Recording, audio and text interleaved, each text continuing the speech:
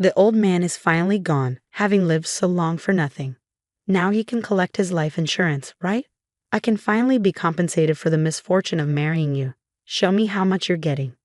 I have no interest in joining your pathetic hick funeral.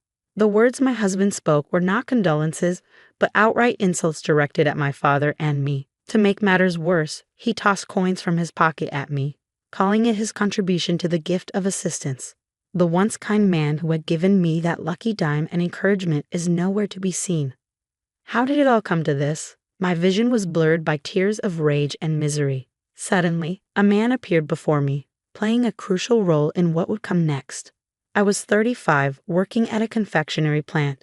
My ex-husband and I had met at a previous job. At that time, I was a fresh graduate, clueless about my work. I made countless mistakes while everyone else seemed to get it right. I thought they were just minor flaws at first, but my struggle to learn new tasks persisted. The company fostered a cutthroat environment, so I was completely lost. When I made mistakes, my colleagues were burdened, and I carried the weight of their frustration. One day, it became too overwhelming, and I ended up crying in a small kitchen corner at work. My ex-husband, who happened to find me there, asked, "What's wrong? Do you want to talk?" I thanked him through my tears and confessed that I had made another mistake. He was 2 years older and had been with the company longer. He listened to my woes and managed to make me smile. I thought to myself, what a nice guy, and felt a bit better in his presence. He then remembered something and pulled out his wallet. Taking out a coin, he said, "This is a lucky silver dime from 1944. I hope it brings you good luck." I vowed to always keep that dime with me, no matter what. I soon found myself falling for him and asked a colleague to help me get closer to him. We started dating, fell in love, and eventually got married. I was ecstatic about the life we were building together. But there was one person who didn't agree with me, my father. He had devoted his life to the family farm, and although he was a man of few words and had rarely spoken to me growing up, he had a clear objection to my marriage. "I think you're rushing into this," he said. "I don't trust him. He might seem like a nice guy, but I believe there's someone else hiding behind that facade. You should wait and get to know him better." I retorted, "How do you know he's not good for me after meeting him just once? Besides, you've never given me any fatherly advice before. Now, all of a sudden, you're acting like a concerned father and lecturing me. I'm an adult. I don't need your permission." Hearing his objections for the first time, I felt hurt and unfairly blamed him. He never mentioned it again, and I ignored his warning, got married, and left home. We hadn't spoken since then. I told myself everything was fine. I had my husband and was happy with my marriage. I pretended there was nothing wrong in my life, but the reality was far from what I had imagined. Shortly after we married, my ex began to act arrogantly toward me. "Hey, where's my dinner?" he would demand. "Didn't I tell you to clean the house? I'm embarrassed living in this mess. I want to wear this tomorrow, so iron it and don't forget to polish my shoes." Despite his mistreatment, I tried my best to balance work and home life. I perfected housework to avoid criticism, but he took it for granted and never showed appreciation. "Good job, huh?" he would say sarcastically. "Of course, you should be able to do all of this as a wife. Are you seriously asking for a compliment? If you think this is praiseworthy, you should be on your knees thanking me for my job."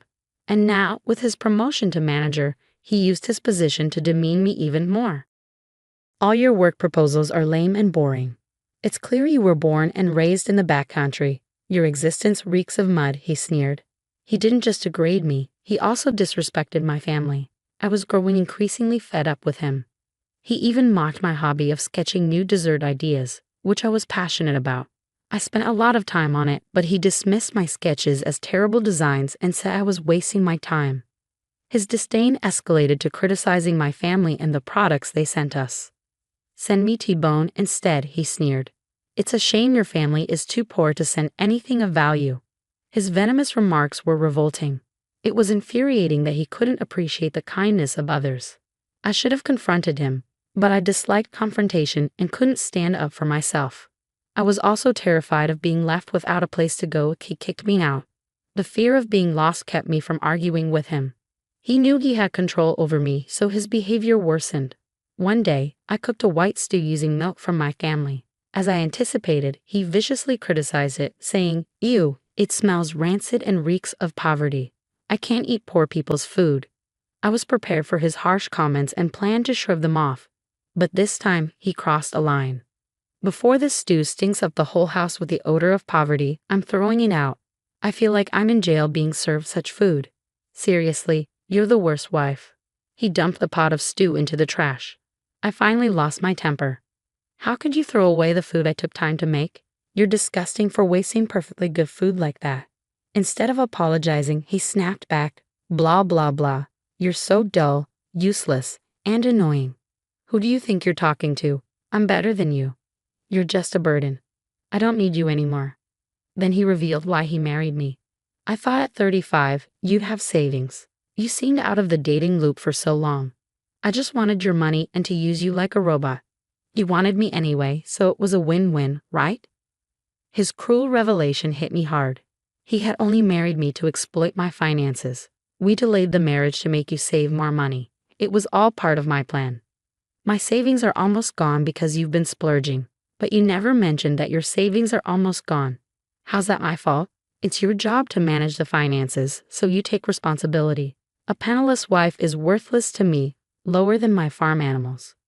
With a vile sneer, he suddenly grabbed my sketches from the shelf and tore them to pieces. Pathetic, he shouted, tossing the scraps aside before storming out of the room. What have I ever done to you? I cried out in despair. I've only tried to do my best to make our lives better. That night, I couldn't sleep. I cried my eyes out. The next day, as he coldly told me, "Get out," without even looking up from his newspaper, I realized we were getting a divorce. Okay, I said, resigning myself. I had been thinking the same thing last night, so I quietly packed my things and left the house. As I stepped outside, my father's face appeared in my mind. He had always doubted this marriage. Why hadn't I listened to his words? Tears welled up in my eyes as I wondered what he would have said if I told him about the divorce. Would he have been angry with me for not heeding his advice? Would he have been disappointed or refused to speak to me? Unable to answer these questions, I started living alone, too afraid to confront him. I found a small apartment with my meager savings, but my ex spread harmful rumors about me, making my new life difficult. I was mentally exhausted.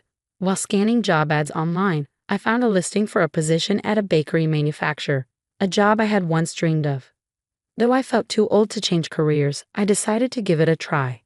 Working at the bakery manufacturer and learning new skills restored my confidence. Once I regained my sense of self, I decided it was time to do something I had been putting off. Visit my father and tell him about my divorce and new career. That night, however, I received a call from my mother, who was sobbing. Your dad passed away in a hospital today. Please come home. The memorial service is the day after tomorrow. The news hit me like a hammer, and my mind went blank. I packed my things in a daze and drove as fast as I could to the ranch. When I arrived, I saw him lying peacefully in a casket. It was too late. I was too late. As I looked at my father's shriveled corpse, the reality of my regrets crashed down on me. I hadn't come clean about my divorce or apologized to him. Why did you leave so soon, Dad? I whispered through my tears. I was going to tell you everything. I'm sorry for not coming sooner. I wept into my pillow all night, unable to sleep. 2 days later, his memorial service took place at the ranch. I was so devastated that I felt like a zombie. Then, unexpectedly, my ex appeared before me, having learned of my father's passing through a mutual friend. I had hoped he would show some respect at the service, but my expectations were quickly shattered. So when are you getting your inheritance? He demanded. Since I took care of you, you need to pay me back for that. He continued, I've been waiting for the country bumpkin to die anyway. This hillbilly memorial is so plain, isn't it? Don't tell me you don't have money. Just sell this useless stuff to get more. This is your chance to prove that marrying you was worth it, even on such a solemn occasion. My ex's behavior was despicable, dishonoring both my father and me. Leave now. There's no place for a slime ball like you here, I said, outraged. But he didn't care and persisted. Pay me, then I'll leave. I don't even want to be in this crappy town. You always complicate things, which is why I divorced you. His cruelty was unbearable. As he continued to press for money and belittle the situation, I felt a deep, angry sadness. He sneered at me, blaming me for our divorce, even though we were at the far corner of the room, away from the others. People were beginning to notice the commotion. Without warning, he put on a scornful smile, as if struck by a brilliant idea, and reached into his pocket. "Here's my contribution to your gift of assistance," he said, his voice dripping with mockery. He then threw coins at me with a flourish, the clinking sound echoing through the room. His dreadful smile never wavered as he picked up a dime from the floor, holding it up as though it were a trophy. I knew exactly what he meant. Where had the kind man who had once given me that lucky silver dime gone? Tears flowed uncontrollably from my despair. Just then, a man in a luxurious suit approached me. "I apologize for my delay. My deepest condolences. I'm very sorry about your father," he said sincerely. My ex looked surprised and shoved me aside. He quickly plastered a broad smile on his face and extended his hand to the man. It turned out the man was an important contact for a big project my ex had been working on. As my ex chatted away, the man glanced at me over his shoulder, his expression a mix of sympathy and curiosity. My ex saw the interaction and began to shame me. "She's my useless ex-wife," he declared, his voice dripping with contempt. "She thinks crying will fix everything. She sits up high on her throne, never intending to improve herself. I'm embarrassed that I was even giving her a lecture." He laughed dismissively, clearly believing he looked authoritative, but the man remained stoic and calm. "I'm retracting the contract with your company." "What?" The color drained from my ex's face. "She's a key person in the project," the man continued, "and I would never associate with a company that humiliates one of my excellent employees in public. If this dull woman is your excellent employee, there must be some mistake." Ignoring my ex, who was now frantic, the man immediately called his boss and announced the contract's cancellation. My ex's phone rang immediately afterward, his voice trembling as he apologized repeatedly. My father's ranch may have been small scale, but its products were known for their exceptional quality, even praised by renowned pastry chefs. By sheer coincidence, I started working at my current job, where my boss was a fan of my father's milk and butter. My refined palate, honed by top-quality ingredients, was valued in my new role. My dad had never disclosed the specifics of his products to my ex, and I had never boasted about my family's business, so my ex never knew the truth. Looking back, I wondered if my dad had been testing my ex's character. After finishing his call, my ex turned to me, his face ashen. He realized his career might be in jeopardy without this project. His demeanor suddenly shifted as he pleaded, "Please talk to him and make him change his mind. I did mean to harm you. Please forgive me. I'm sorry, only because I need to save my career." Reaching my boiling point, I let out all my frustration. "You self-centered bastard. Do you think crying will make things better?" Right back at you. "One of the sketches you tore apart that day was the origin of this project. Now you want to sell my lame crepe made with my dad's milk, which you once said stunk of poverty." The project my ex was working on involved crepes that I had created and supervised, using cream made from my dad's fresh milk. When he learned the details, he snapped. "Why didn't you tell me?" Kicking over chairs in frustration, he was met with a man's calm response. The man stoically picked up the chairs and placed them back. "You may not realize it, but many industry professionals are here. There's no point in resisting anymore. Your misconduct will spread quickly. You have no place here." My ex collapsed onto the floor, desperation etched into his face as he clung to me. "Please help me," he begged. "I'm going to lose everything. I'm so sorry for what I've done. Please just help me." He clung to me, miserable and pleading. I decided to respond with a sweetness that masked my true feelings.